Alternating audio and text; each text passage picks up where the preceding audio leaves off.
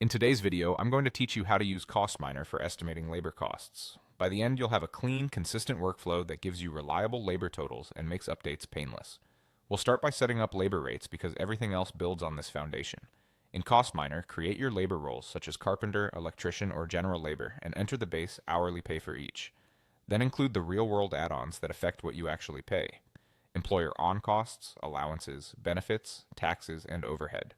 If you use different rates for overtime or shift work, set those up as separate roles so you can assign them precisely. Keep your currency and rate units consistent, typically per hour, and add notes about assumptions or effective dates. A quick tip, store these roles in your resource library instead of embedding rates directly in BOQ items. That way, when rates change, you update them once, and all linked items refresh automatically. Next, define labor productivity, which tells CostMiner how many hours a task will take. Decide on a single measurement style and stick to it. You can use hours per unit, like 1.5 hours per square meter, or units per hour, like 8 fixtures installed per hour.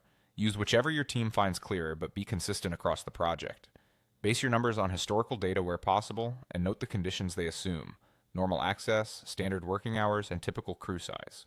If a task includes downtime, setup, or cleanup, bake those into the productivity so the estimate reflects the full effort. Now assign labor to your BOQ items. Open an item, add the relevant labor role from your library, and link it to the item quantity using your productivity. Check that units match. If your BOQ is in meters and your productivity is per square meter, align those units or convert them. For items that require multiple roles, add each one and set the correct share of hours. Review the cost rollup to confirm the math is using the rate and productivity you intended.